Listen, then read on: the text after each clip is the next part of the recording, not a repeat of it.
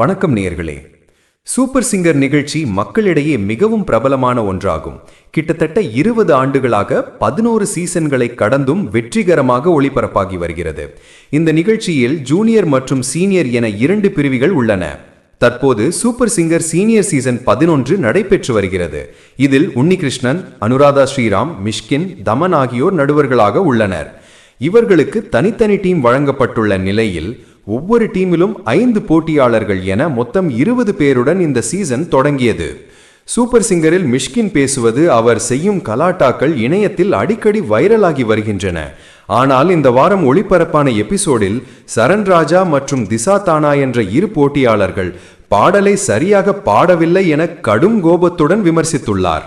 குறிப்பாக தன்னுடைய டீமில் உள்ள சரண் ராஜாவை இன்னும் கடுமையாக விமர்சித்தது ரசிகர்களின் கவனத்தை ஈர்த்துள்ளது.